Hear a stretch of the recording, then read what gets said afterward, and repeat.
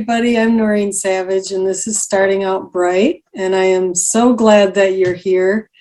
And we have a fantastic guest tonight. Karen Price is in the house. So happy that she said yes when I sent the message out, and I really appreciate that. I know that you're going to learn a lot from Karen. And before I introduce Karen, though, I want to tell you a little bit about myself for someone who's new and does not know what this is about. I am nobody official with Bright Line Eating. I am just on a quest to do better with my health and my weight. And in 2019, my friend Lori posted on Facebook that she had lost 57 pounds with a program called Bright Line Eating. And if anybody wanted any information, they could just hit her up for info. And I zoomed over to my messenger as fast as my little fingers could get there.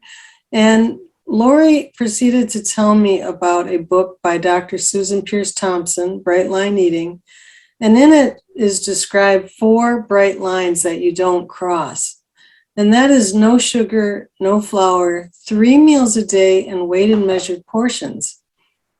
And when I heard all that, I thought, absolutely no way was that going to work for me. But I really like you, Lori. We got together later for lunch, and she proceeded to tell me a little bit more about it. And I just let that sit. I let it sit because I had to come to a realization of where I was. And in my life at 5'2" and 270 pounds, I was in a lot of pain. I had a very swollen feet for that I'd been battling for about a year with some neuropathy, a lot of knee pain, backache, and at night sometimes I would go to bed and really wonder if I would wake up in the morning. It had gotten to be kind of scary, and I had not really had health issues prior to that, so I was really figuring my future was not looking bright. But I took Lori's advice. I bought the book, and I got into the community We Eat Bright with Lines. And as I was there, I saw people. We Eat Bright with Lines is of a private Facebook group. There are many Facebook groups now, including Bright Line Official. Starting Out Bright is a private group. But I got in the We Eat Bright with Lines, and there I saw all these people who so generously were encouraging each other. The before and after pictures, then and now. And just it gave me so much hope. I promised myself that if I lasted 1 year with Bright Line Eating, that I would do what my friend Lori did. I would post on my Facebook page, and I would help anybody I could. Well, when that year was up, and that was July 2020, just before I was getting ready to post, I'm a Christian, I felt God was telling me, Noreen, knock, knock, knock. You can do more than that. You can help people by connecting them with Zoom. It's the time of Zooms, right? And so, these people who have really encouraged me, I knew that they could give hope to others. And so here we are. And Karen has stepped up, as someone once said, taking one for the team to come up and tell her story. But I've told a little bit about myself, Karen, and welcome, Karen. I know that we talked the other day, and we shared a lot. This is such great to understand the journey of someone else. And so if you could, for those here tonight and those who are going to be listening to this later by YouTube and podcasts, would you please take us up to speed about where you were and how you got into Bright Line Eating? Or I'll go as far back as you want. Well, I'll start with my introduction and kind of maybe mix some stuff in. So my introduction to BLE was from my sister. She told me about it. And as she was telling me about it and the 4 bright lines, and I was like, sure, but no thanks. Kind of, similar to Noreen, not really my thing. And then she started having success, which was good. But also at the same time, I was struggling with diabetes, struggling to manage my diabetes. Also, one of my best friends, we may not have talked about this, but one of my best friends, her father-in-law, who also had diabetes and was considered managed, but he was on a lot of medications. And so it wasn't necessarily the diabetes, but all of the medications that he was taking to manage the diabetes killed his liver and kidneys. Oh, And so that's eventually what took his life. And so it was kind of a wake up call for me that as much as I was managed according to, what the doctor would say, I wanted to do something more for my health. And so after seeing my sister's success and the consequences of what my life would look like if I didn't get some type of change, some type of control over my situation, that's kind of when the door to BLE, I walked through it instead of just kind of looking at it closed, going, not for me. right. So, but I have in my family, diabetes has not skipped a generation. I know personally from those living all the way back to my great grandmother. So I have seen the good, the bad, and the ugly when it comes to diabetes management. And so that was also some motivation for me because of the fact that I knew firsthand what it would look like if I didn't make some changes. So now when you're talking diabetes, there are the two kinds, Yes. type 1 and type 2. And I know you were type 2. Can you explain the difference there for someone who's just learning this? So with type 2 diabetes, which is what I have and which is what's predominant in my family, is where you have insulin in your system, but your body, your cells can only handle so much sugar. So you have that sugar and then it dumps it, and then insulin comes in to lower your blood sugar. Well, if you have so much sugar in your system over and over and over again, that insulin becomes resistant. It gets tired. It's overloaded, it's overworked, and it's not as sensitive and doesn't function as well. So that's type 2 diabetes. Type 1 diabetes is where your body doesn't produce any insulin at all. So you would then need some sort of insulin to be able to compensate for what is completely lacking or missing altogether. So, but with my case, it's type 2 diabetes. And so personally, I've been able to find success through BLE with just being able to change my diet. No, and it's interesting when you said, like your friend's grandfather or father? Father-in-law, yep. Father-in-law. He was well managed, but it was the side effects from the medicine itself. And you had said that you were aware of side effects of medicine that you could have taken, had other things that you did take. But you also said that you saw the good part. What did you mean by that when you saw in your generations the good part of managing diabetes? So the good part was my grandpa. He was diagnosed with type 2 diabetes. He was morbidly obese, and the doctor basically told him that if he didn't make some changes, it was going to be a death sentence because, this was 25, 30 years ago where so much less was known. And instead of giving up and throwing in the towel, he got to work and he lost 125 pounds. And he was diligent about making sure that he was eating what he was supposed to, that he was testing his blood sugar when he was supposed to, because that's really a key factor in managing diabetes, is to making sure that your blood sugar is in a healthy range. And he was able to live many more years, even with diabetes. Most of my childhood, I remember he was diabetic, but he was healthy and fit. And so when you say he was able to live, was that without medicine too?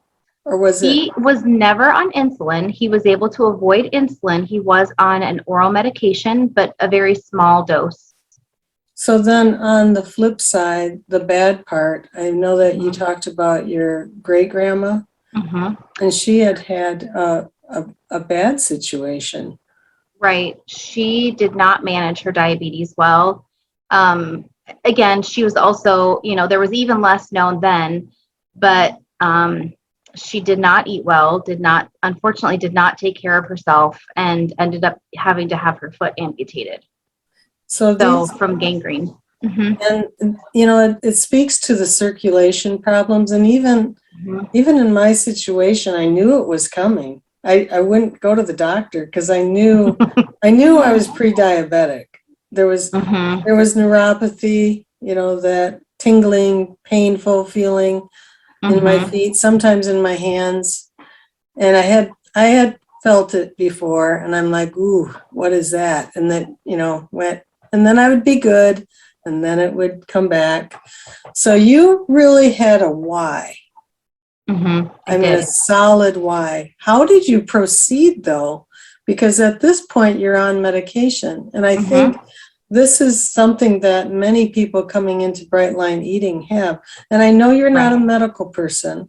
No, I am not. You've lived it. I have, yes. You've lived it. So how did you go about, or maybe you went about it the right way, wrong way, looking back? What would you suggest for someone who's right now, like I'm not, but I mean, like if somebody was, I'm type 2 diabetic. It's very different than type 1 where you're going to be insulin dependent. Yes. But what would you do or suggest going into this? Well, two things. One, if you are regularly seeing your doctor, I would hopefully get them on board, right? But at the very least, let them know what's going on.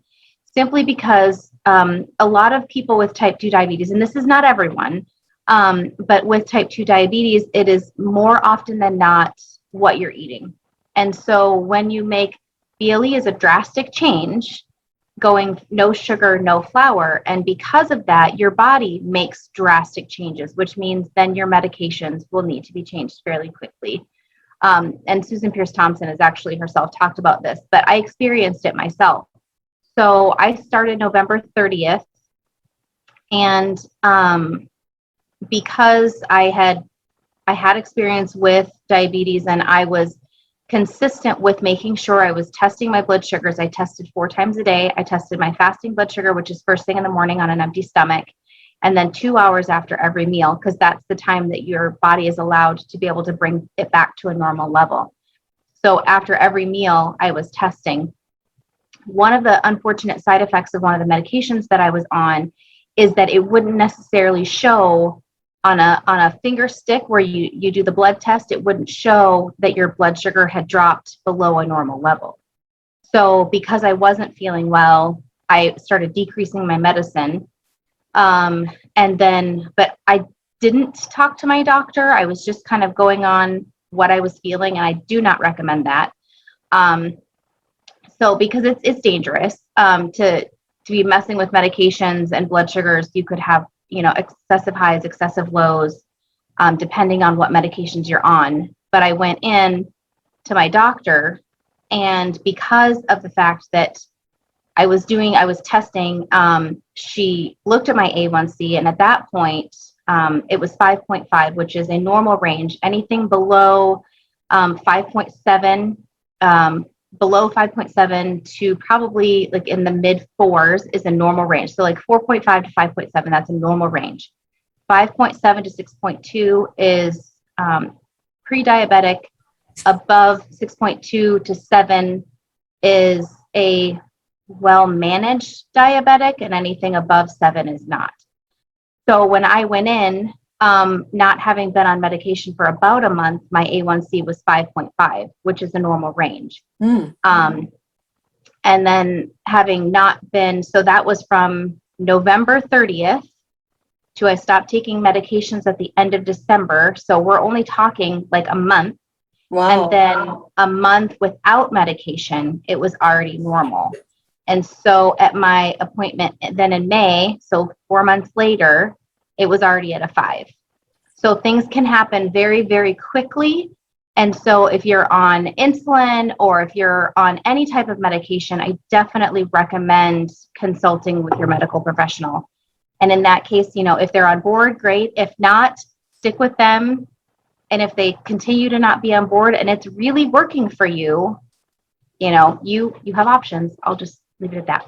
Well, we didn't talk about this, but it just brings to mind that people who are diabetic may be on other medications, high blood pressure or whatever.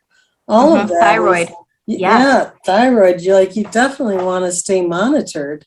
I mean, Mm-hmm. and you had the experience with testing, but someone Right. who's been long-term on anything, I would think really this is I don't know if it's a weaning off process, but It it's is. Mm-hmm. like really serious business to be Right. careful. And now Mm-hmm. you said something a minute ago, like the highs and lows. Did you experience Mm-hmm. that? Because sometimes I see in the groups, like I'm diabetic, somebody will say, and when can I eat another snack or whatever? I'm assuming that there are times you do need to eat something. Yes. Yes. What did you So, do that? And did you have something kind of at the ready for you? so me personally, I've always been on the high side. That's just me personally. So I generally, for me, it worked better to just eat my 3 meals. That isn't the case with everybody, especially if you're looking at a type 1 diabetic where they need that steady, like not too much, not too little. It generally is better for them to have smaller meals more consistently just to keep that at a more steady pace. There are things out there like glycerin tabs that help. They're kind of like sugar tablets, but in that case, I feel like it would be counted. Susan would count it as a medication, not as, you know what I mean? Mm-hmm. In general, it's better to have, depending on how quickly it's going down. And if it's going down quickly, you could have like a higher glycemic fruit, like grapes or pineapple or something along those lines. Possibly no sugar added juice. These aren't things that I generally did because I'm type 2. And for me, actually, fasting periods worked better for me than trying to constantly eat. Because when you're constantly eating, you don't give your insulin a break to reset. So in that time, so how she says it's 4 hours, every 4 hours is when you're eating, your 3 meals a day. That gives your body time to rest. So you're basically, if you're constantly eating, your insulin is constantly working. And if it's constantly working, then it's less sensitive. And the other thing that we talked about too was the type of foods that you were doing. And I put a slide up there about the glycemic index because we briefly talked about that. But can you explain that a little bit? Because I was really interested myself. I'm not diabetic, but I think I can tend to be because I had gestational for 2 children. And there was a time about a month ago, I felt like a little jittery in between meals. And so I decided to just eat like vegetables instead of fruit for a few meals. Did you make any modifications for yourself coming off of medications? I did. So in the very beginning, I tried to just eat, the plan as it was, but I knew I wanted to come off my medication. And so for somebody who's diabetic, a lot of the fruits, like if you're going to eat any fruit or like the grains that she talks about, or, because sweet potatoes, rice, those kinds of things, or even like the Triscuits or the cereals that, somebody who doesn't have diabetes can have, those kinds of things would raise my blood sugar. So with my breakfast, because that's where we have our grain, with my breakfast, I would eat more along the lines of, if I had a grain, then I would have a vegetable. Or if I had a fruit, instead of my grain, I would have a fat. In the beginning, I didn't ever do more than 4 ounces of fruit. I would do 4 ounces of fruit, and then the other 2 ounces, I would just do 2 extra ounces of vegetables because produce was that way. But there, with the glycemic index, the higher things on the glycemic index. So like your pineapples, with fruits, it's like your pineapples, your mangoes, those kinds of things. With your vegetables, it's your peas and your corn. Those things will raise your blood sugar more quickly. But also if you're looking at the carb content, you want to try to stay if you're looking at the carbohydrates of a food, you want to stay on the lower range, like your green beans, your broccolis, your and even things like cooked carrots are actually higher in will work towards your blood sugar, bringing your blood sugar up. Cooked onions will also do that. They turn to sugar quicker. So it's things like that that I just kind of avoided in the beginning. However, with BLE, having taken out all of the processed foods and the sugars and the flours and adding, for me personally, after probably 3 to 4 weeks, I also added in walking, only because not for exercise purposes, but for blood sugar management. And so I was able to. I would think also for those who are especially coming off medications again, like, diabetic, high blood pressure, things like that, the walking can improve circulation. So it's so important for diabetics, I would think, even though you don't want to be strenuous and you don't want it to affect your willpower. There was a question here. Where do bananas land on the glycemic? I would think they'd be kind of high. They are high. Bananas are high. So in the beginning, I did not touch bananas. I didn't eat them at all. It wasn't until I would say probably at least 3 months of being on BLE, because as a diabetic, I was just told bananas are a no-go. They just are a fruit that we don't eat. And so I discovered that if I wanted to have a banana, as long as I was willing to have a walk, it was okay. As long as I was consistently active, and maybe not even a walk, maybe just, cleaning my house, being active, like mowing the grass, it wasn't necessarily exercise, just movement. If I wanted to have something like that, I wouldn't be able to have it and be sedentary. Right. So when I was gestational diabetic, well, I felt I got some really bad advice, but that's like 40 years ago. And I told you when I didn't know I was diabetic. I didn't even know I was pregnant at the time, but I had massive migraines in the beginning. And the person told me I needed to eat like bread 7 times a day.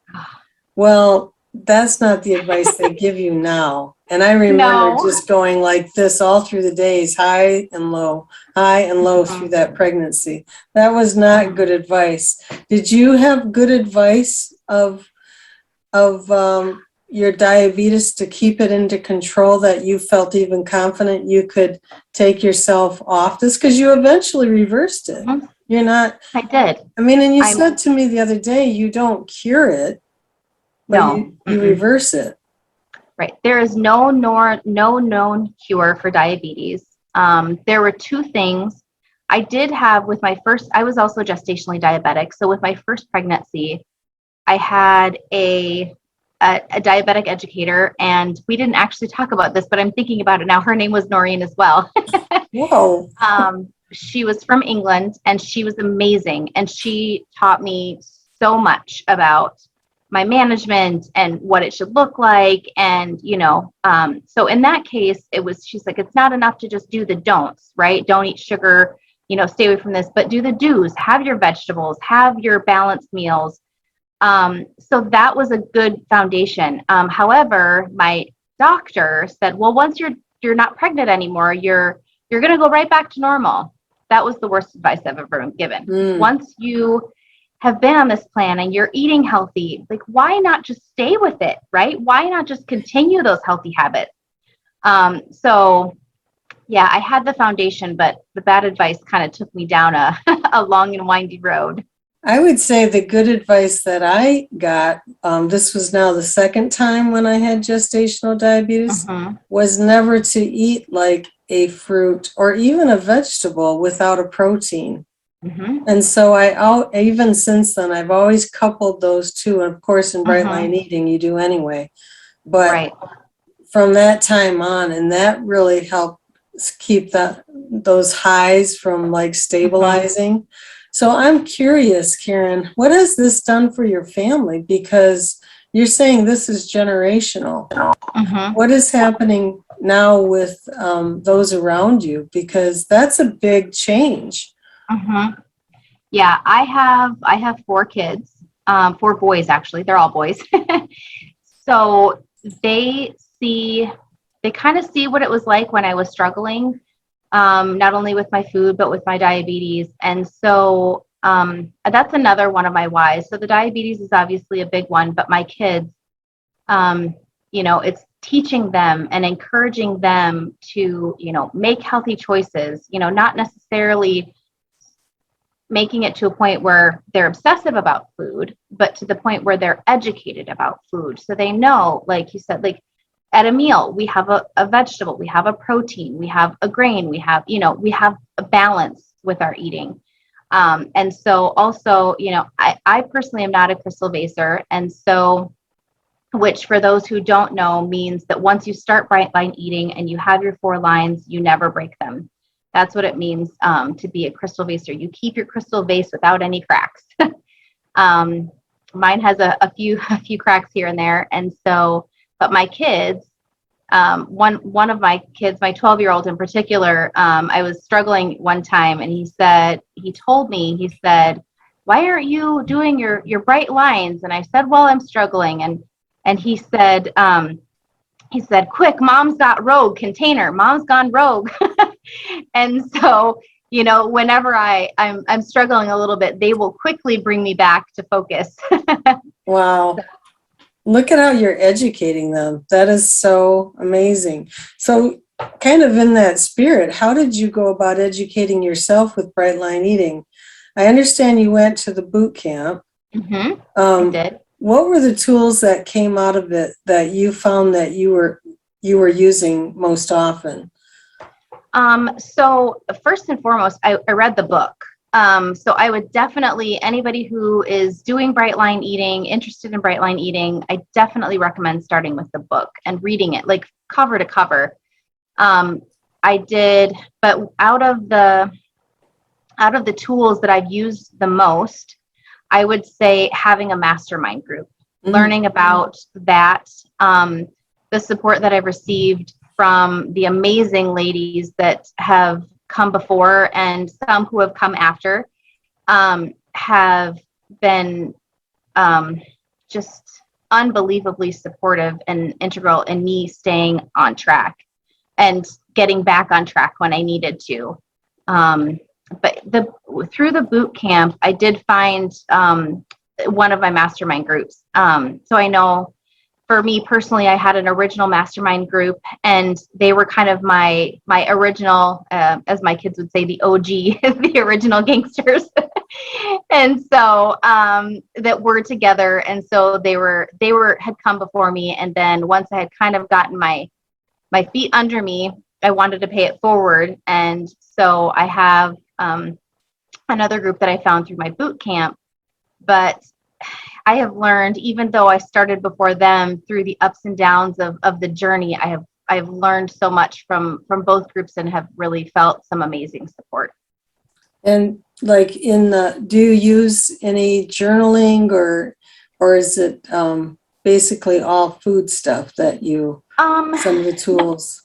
I journal some, not a ton. I think my biggest, the outside of my mastermind group, probably my biggest was keeping track of my non-scale victories, because with weight and blood sugar and all of these things, like I couldn't always count on the scale to be my friend. Right. It wasn't always there. And sometimes, when I was struggling to stay bright, I needed to redirect my focus on what was important. And I think that goes along with anybody's journey, whether you're diabetic or not, in bright line eating. And do you mind if I share a couple of them? Oh, no, that's fine. Do you mean like Okay. share the screen or what? No. Okay. Just tell some of them. Yeah. So in the beginning, it was just being able to get off of my medications. Wow. It wasn't just, that was huge. That was huge for me. And it wasn't just my diabetes. My cholesterol went from high to normal. Things started fitting better. I was enjoying the simplicity of cooking because it wasn't like there wasn't all of these ingredients. I realized that there was a true beauty in just being able to throw something simple together, which has been a huge help because I'm all about the quick, easy, and simple meals. I want to hear more about that. And so, yeah, but like just feeling better in my own skin, right? Mm-hmm. So yeah, just that increased confidence. Just not only in my ability to have lost the weight, but just to be consistent and to have that sense of accomplishment that I was doing something to better myself. And because I was becoming better, I was then able to give more to those around me. Well, you mentioned simple and easy. Now is as good a time as any to lay it all out. Right. But how do you do simple and easy meals? Because the pictures that I shared, and those were just a fraction of the many pictures that you have, which were so cool. Right. Those don't look simple, but maybe they are. Like what is simple to you? Super simple. So, so a super simple dinner for me would be, I mean, my easiest, and I always have this up on hand, is a can of Amy's organic vegetable soup. You can either use rotisserie chicken or canned chicken. I use either, or even if you're not diabetic, beans, black beans, whatever kind of beans you like are perfect. And then on the side, I can either do olives, cheese, or nuts. Oh. And so that's a whole meal. You've got your vegetables, which you don't have to weigh them because they're measured. The can is the measurement of vegetables. And then you just add your whatever protein you choose, whether that's, your beans or your chicken or, whatever. Mm-hmm. And then your fat on the side, a cheese stick, olives, nuts, just something. I mean, that's probably my easiest dinner. Like if I'm like, I've got a minute, from start to finish, I can be done in 10 minutes. I mean, that includes eating. So yeah. And then how does that compare to like your children? Because you have 4 boys. I do. Like they're eating a little bit differently. They are eating a little bit differently. But I can still do things for them. Like tonight, I mean, this isn't quite as simple. I mean, it's not hard, but I basically just took some lime juice, cilantro, salt and pepper, olive oil, and just put it in a bag with some chicken and then threw it on the grill. Or you could even cook it in a pan and it doesn't take long. You just, let it sit in the fridge to marinate, but my kids will totally eat that. I can do, there are some, and in the beginning, I didn't do these, but I could do, they have cans, it's called hearts of palm. It's a vegetable, but it's cut like linguine. Okay. So I can do the hearts of palm and the marinara, and my kids, they're actually willing to eat the lentil pasta now. So I can do lentil pasta with them. Sometimes they'll do regular pasta. They're really good about eating salads, things like that. They're getting better about that. Something else that I do now, I didn't do it in the beginning, is one of these. Sorry if you can see that. Oh, yeah. I've been wondering about those. They taste a little bit like chili. And they cover your protein, your fat, and 4 ounces of vegetable. And so if you get a 10-ounce bag of and we should say what they are in case someone's listening by podcast. Yes. Madra's lentils are, the brand is Tasty Bite, but it is a lentil red bean simmered in a creamy tomato sauce is what it says as the description. It's just a bag, and then you can open it just a little bit and then put it in the microwave for 60 seconds and it's done. Wow. So it's super fast. And then I will either do that with a 10-ounce bag of riced cauliflower. So it's my added vegetable, but it's like a rice consistency without the carbs. That's pretty easy. Or even if I want to, sometimes I'll just do a bag of the California mix, the 10-ounce bag of California mix, and just steam that up really quick in the microwave. Rotisserie chickens are my friend. I usually have one on hand if I haven't bulk cooked my chicken, or whatever meat that I choose. I have 3 main meats that I use: chicken, whether I've cooked it myself or done a rotisserie, turkey sausage, which I make myself, and I can post that maybe in the Starting Out Bright group. Starting Out Yeah. Bright. It's not my recipe, it's someone else's, but I can post the link there. Okay. That's what I use. And then taco meat. I just do either ground beef or ground turkey, and then just add taco seasoning. And they're the most versatile 3 meats that I've got, and I can usually throw them in just about anything. That sounds like it. And it sounds like, you've got dinner and probably lunch is covered. There's a question here. Why no beans if diabetic? Okay, so this is not the same for everyone, but the carbohydrates in beans, some people can handle them and some people can't. I was one that couldn't. So in the beginning, I didn't, because my body was just so overloaded with all of the flours and the sugars. The carbs in the beans were just something that my body personally couldn't handle. So, and that's why I encourage, if you're diabetic, to try something, but make sure you test. Like if you're going to have the beans, test your blood sugar. If it works for you, great. I personally can't have rice. In the beginning, I couldn't have oatmeal. Those things have changed, but I only know that because I've tested. And so that's really key. I can't even drill that in more, that if you're diabetic, testing is key. Be sure and test. And since you mentioned that about the grains as far as rice, I know you said, I don't know if you said it tonight, but you do have grits, right? I do, yes. I did look it up, and I did find that in the Bright Line Eating Official, the group, where you can ask questions, instead of a grain, you can also have a half a protein. So for someone who has problems with grains, you can substitute, like you did, a fat, but they do have they had it in a post that you could have another half of a protein instead of your grain. So that's good to know. So if you're having fruit or maybe vegetables instead of fruit, those are lower glycemic choices. If you're going with some vegetables instead of, like fruit. But anyway, yeah. And I think it's like, it just really speaks to being conscious of what your body's saying.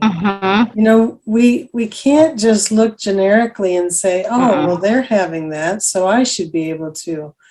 And I'm not even talking about triggers and stuff. I'm just meaning our bodies are made differently. So if we're sensitive to grains, what are the things that are available? And I know that you've made modifications, and I have too at times. You talked a little bit, several times now, you said about not being a crystal vaser, or like your 12-year-old saying, Mommy, you're going rogue.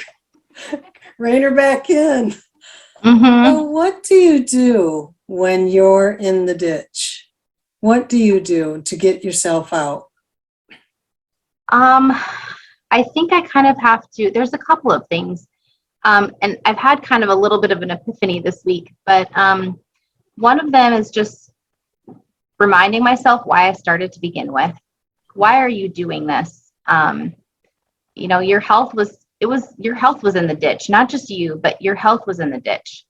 And you have seen, I personally have seen so many blessings from Bright Line Eating, and from the hope that it gave me, that, I try to remember that hope, for one. When I'm struggling, there's something in Bright Line Eating they talked about is, parts work. And so your isolator, if you've gone in the ditch, your instinct may be, well, I've messed up and, it's not going to work anymore. But instead of that, reach out. I've reached out to those who can kind of lift me up. Like, you wouldn't tell your friend, if they slipped up, that, that they're horrible and they're never going to be able to do it right again. You would have compassion on them, and encourage them. So do that with yourself. Like, encourage yourself. Like, it's not the end, right? It's a speed bump, not a ravine. Right. Well, Yeah, but sometimes it is a ravine. It is. The other day I was reminded, of a real life situation of being in the ditch. I went down like a 20-foot embankment as a teenager in a car. It was like a cliff. And the passenger with me together, we like literally climbed out of this ditch, like a very deep ravine. And I was thinking about that this week because sometimes when you realize you've really had to climb out, I'm talking hands and knees climbing out, you don't ever want to go back there. And in my case, I would have probably bled to death in that accident. I almost lost my leg. And it was just like, that was survival. And for you, I can only imagine, like the sheer joy of reversing diabetes. Like you don't want to go back there. No, definitely not. And the things that you have seen already and other things that, when you look at diabetes, the really negative impact, what are those things that someone could be looking at if they don't take their health in charge of it? Right.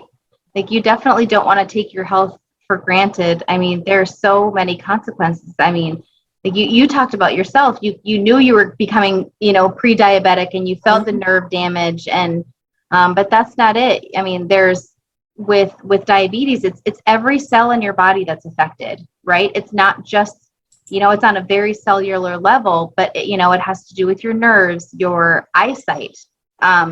So with, it causes blindness, it causes nerve damage, it causes, in a very unfortunate way, it causes incontinence. And so, I mean, there are so many things. And if you don't have it managed well, then it can also cause other issues, in like your liver, if you're taking too many medications to manage it because, you're not managing it through your diet. And, I never did ask you tonight, how much weight have you lost? You started in November, right? And so you took most of it. I'm not sure if you're in maintenance right now, but not quite. I'm getting there. But you've lost how much in that time? Since November, I would say I probably lost 30 pounds. Okay. Since November. So I'm a slow loser. It only took 30 pounds, though, to reverse your diabetes. Right. That's amazing. Yeah. It actually took less than that because it only took a month. Right. It didn't even, so I would say I had probably only lost 8 pounds. So it was so much more based on what I was putting in my body, how I was fueling it.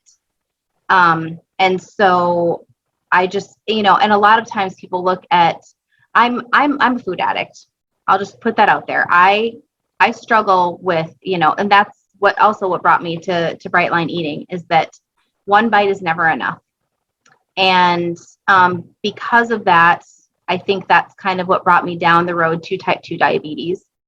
However, with my diabetes, it has given me the motivation to seek out Bright Line Eating as a tool to overcome my food addiction, to be able to manage my diabetes. And without my diabetes, I don't know that I would have as much motivation as I do. And so while diabetes isn't fun and I wouldn't wish it on anybody, in my personal situation, I found the blessings in it and the gratitude for it and how it has driven me to have a healthier lifestyle. So this is really something that you're saying here, that you're looking at it not as a curse, like, it's been in our family. You're looking at it as a blessing, like, because now you have this why. And I would think part of the why is hopefully that it skips that generation. Right. That your sons never experienced that. And you're doing that by educating. And I was educated through Bright Line Eating. It wasn't a tool that I had in my tool belt before. And so I can't even express how grateful I am for Susan Pierce Thompson and her willingness to not only hear, like she said, she was given, the story, the book and the title, but she acted on it. She was willing to do something about it. And because of that, now I have those tools that I can share with my children, so they have them as well. How important is it to you? We talked about this a little bit. How important is it to you, like, to pay it forward, as far as now with your mastermind group or, other people maybe in the community? How are you going about doing that? Because I'm sure people have reached out to you, over time when there's success and, you're having success. What are you seeing in that way? Does it motivate you too, to have people reach out? It does. It does. In particular, I had an instance where a friend of mine who we used to live in another state, and we since moved, and she saw I had posted a recent photo, and she saw my progress, and she reached out to me and kind of asked me what I was doing and how it was going and what I had done. And, because of my personal experience going, that's not for me. I'm fully willing to accept if someone hears my story and here's what I did and they say that's not for me. I just give them the information and let them do what they want with it. So, but in this particular instance, she, took the information, and then I didn't really hear much more about it. But then just about a week ago, she called me, or she texted me and said, I just wanted to let you know that I finally wrapped my head around it, and I've been doing bright line eating for 5 weeks, and I've lost 15 pounds. Wow. And so with that, I mean, there's just this overwhelming sense of happiness for her, because I know what it was like for me. I know how freeing it was, how much hope it gave me. And so it was, and just to share in that joy with her. I have another friend who, actually one of my best friends, I started Bright Line Eating, and my husband had started as well. And she kind of saw the progress that we were having, and she didn't tell me. She kind of she saw what we were doing, and she looked into it on her own, and she started doing it just to see if she could do it on her own, if she was, was going to work for her. And probably after, I don't know, probably about a month, it was around Christmas, just after Christmas, she said, I just wanted to let you know I'm doing Bright Line Eating too. And she is a crystal baser, and she's been doing it since Christmas, and she's lost 80 pounds. Whoa. And so that's amazing. Yeah, she's had phenomenal success, and I'm super proud of her. And she has, she's paying it forward as well. So we talk about the people that she shared it with. And so you kind of see, you start with yourself. Like in the beginning, I was only doing this, for my diabetes, for my health. And I've seen how just not by trying to, but just by doing it myself, how that circle of influence has grown. Yes. Right. Yeah, I'm curious in this group to put in the chat, how much have you lost? Mm-hmm. I've never done that before, but if you're so inclined, put your weight loss in the chat, everybody who's listening here. And this is so true, Karen, that, your circle of influence is growing. And we talked that someday you may be even doing, what in the world, 95 pounds, Rachel. Rachel! Wow. Holy cow. She's one of my OG. Real life. This is as we're going, but you talk about influence, and I'm hearing you say you're looking at your diabetes as a blessing, and you know what you're doing? You're educating, and I know you're looking to the future of doing more educating about diabetes. What an important topic. 20 pounds. Right. Someone said 15, I think, too. Wow. Yep. That's Kara. Yay, Kara. Yes. You know what? Another 18. Wow. That's Kara's husband. Lost 100. Wow. I hope people are hearing this, because these are real on the spot, people saying how much they've lost. And I'm down 75. So, 40 pounds. I mean, here we go. Do you have any other, do you have any favorite mantras that you look to every day, or something that keeps you on the straight and narrow? I have two. One I actually have posted on my mirror in my bedroom is that a year from now, you'll be glad you started today. So often we go from day to day and it's just a day. Well, those days add up to 365, right? So one day at a time adds up. So that's kind of my looking forward to hope. And when I'm struggling, I look at it and I see how far I've come already. And if when I start looking at those foods that just aren't for me, I remind myself that it's not worth it. It's not worth it to lose all that I've gained. While I may have lost weight, I have gained so many other things in my life that I didn't have before. And not just for me, but for my family and for those around me, because I want them to have, I want them to have that. But BLE is for those who want it, right? It's not always for those who need it. And so, but sometimes you're that little ray of hope, that little ray of light, that just kind of shines out to them so that they can grab onto it for themselves. Yeah, so true. Do you have any other non-scale victories you want to throw out there? I mean, you had so many good ones. But as we're wrapping up, I want to just hear those for sure. One of them, this is going to sound a little silly, but I could eat plain carrots without having to have some kind of dip. My taste buds had changed, and I was like, I can eat healthier foods because they had changed. So my sister and my friend that I had said were doing BLE, I was able to have a deeper connection with them because we were growing in this journey together. That it wasn't just about me, but it was about supporting each other. Not letting the saboteur have control. Mm-hmm. Not letting that voice in my head saying, just that one bite, just that one taste. I found that I had the strength to just kick those thoughts out. Like they may have kind of crept in for a minute, but they weren't allowed to stay. This is kind of a funny one, but one time, like after I had lost some weight, my husband picked me up and he kind of went, "Oh, you feel lighter." Wow. So that was kind of fun. But the chatter about food, like, what am I going to eat next? What am I going to do next? Like, my next fix, like though that had diminished to next to nothing. My wedding rings that I couldn't fit for a long time are loose.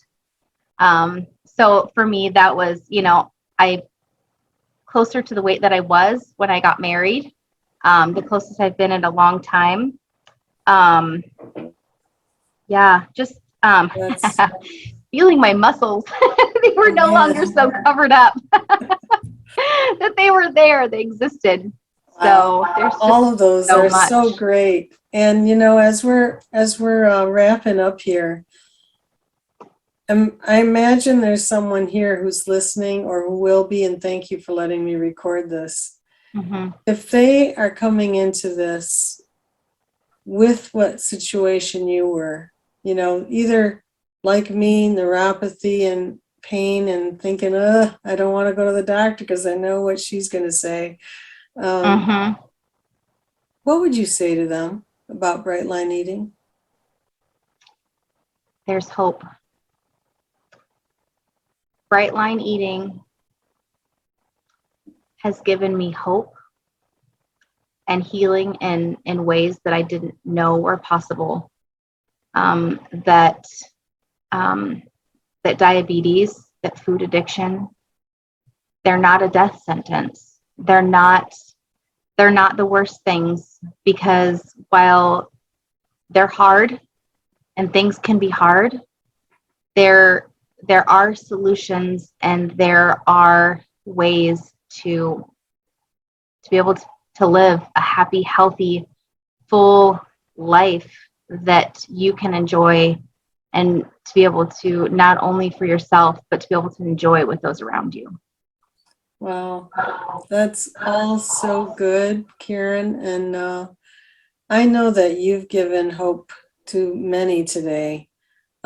Just telling your story, telling of your success, and being honest about that is not always easy, and that you have to climb out of little gullies here and there too. But the main thing is to keep on with your why. And I think a big part is the educating of your sons. And I know you're an educator in other ways too. And so it's like, I think of this next generation, that this information, if it becomes normalized, Right. and normalized to who we have a circle of influence with, you know, whether it's like my grandchildren, whether it's your children, you know, nephews and nieces, people who are close to us, with this circle of influence, and saying that we don't have to go the way of the world, of what, you know, the grocery store tells us or the TV tells us. We can make smart choices and actually enjoy not only our health and all that, but we're enjoying our food too. Right. There's so much food. There's so much food. You're not skimping on portions, that's for sure. No, we're not. So anyway, any last words? I just want to thank you for giving me the opportunity to share. I know that there are some people who, you know, I know that are here, and I wanted to thank them for their support in helping me get to this point, because I know it would have been a lot harder without them. And also just, I'm just grateful. I'm grateful for Bright Line Eating, and I'm grateful for the opportunities that it has given me to just live a more full life and a healthier life. Well, Karen, I wish you so much continued success and health. And thank you so much for sharing your story tonight. What a blessing you are to everyone, but for speaking so easily about what condition, you know, you can find yourself in, but how you can reverse diabetes. You know, maybe not everyone can, but for those who can, there's hope. And I think you've given us a lot of practical tips too. So I wish you all the best, and thank you so much. And thank you, everyone, for being here tonight. I'm going to close as I do each week. Good night. Stay bright. Don't let the bed bugs bite. Good night, everybody. So, Karen, how would you like to play 3-Question Thursday? Sure. We didn't prep for this part. All right. 3-Question Thursday. All right. Because you're so sensitive about your choices for food, okay? With going from being diabetic to now reversing that, you don't want to go backwards. What are the things that you really watch for when you're planning your, because you commit your food, right? What do you really watch for when you're making your meal plan? Really, there's 2 things. Well, I guess 3 things. So, does it fit, you know, the things that I'm supposed to be eating for Bright Lines? How is it going to affect me diabetically speaking? Like, is it like, how many carbs does it have in it? Is this a high carb thing? Is it balanced? Does it taste good? Like, am I going to enjoy this? Because it's not worth eating if you're going to be miserable eating it, right? So if you, you know, there's no sense in, you know, if you don't like broccoli, you don't have to eat broccoli. That was just one of my things. You know, I actually like broccoli, but, you know, my kids don't. Yeah. So if you're going to eat stuff, there's so many options. Find something that you like. Find something that you enjoy. There's no sense in being in Bright Line Eating and being miserable. That's great. Okay, question number 2. I know you have 2 mastermind groups. Do you have any kind of organization of how you function as a group? Are the 2 just the same, that you do the same things? They're totally different. I would say with my one group, the first one, it's more of a life situation. Like, we talk about life, what's going on, how do we support each other, what does that look like? And it might not always be specifically Bright Line focused, right? we're pretty open about, what we're struggling with because we're all moms, we're all wives. And so we have that in common. And sometimes it's, what is my kid going through that is a struggle for me that might, sap some of my willpower, right? What are those things that I might need strengthening with, or tools that I might need to help, resolve the situation? With my other group, we are also moms and wives at varying stages.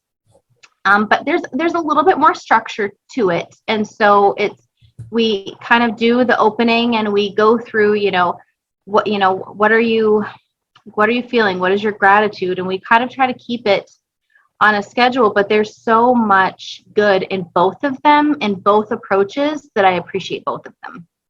That's great. And third question, this is for all the money, all the points. Okay, one of your mantras you said is, in a year from now, you'll wish that you got started, right? Or something like that? A year from now, you'll be glad you started today. Okay, a year from now, you'll be glad you started today. I want you to imagine that it's a year from when you started. What are you saying to Karen of that day? I'm thankful and proud of you for not giving up. That even when it was hard, you kept going. And because you kept going, I get to be here today. Nice. And I bet that there's something there for your children too. This knowledge that you've learned. What would you say about that? What they now appreciate about Right Line Eating? That now they know the tools they need to have to not just eat what everybody says they should eat and what every commercial says you should eat, and that they have the tools to be able to live a full and healthy life and not just live on the sidelines of their own lives with food addiction. And hopefully diabetes will skip a generation, right, or be totally ended with you. Wouldn't that be a wonderful thought? That would be an amazing blessing and miracle. Well, it's in progress right now, thanks to what you've been able to do. So, and how many others will be affected because of you. So just thanks so much, Karen, for being on Starting Out Bright. And thank you for playing 3-Question Thursday. Thanks for having me, Noreen. I appreciate it. You're welcome. Thank you. Good night, everybody. Stay bright.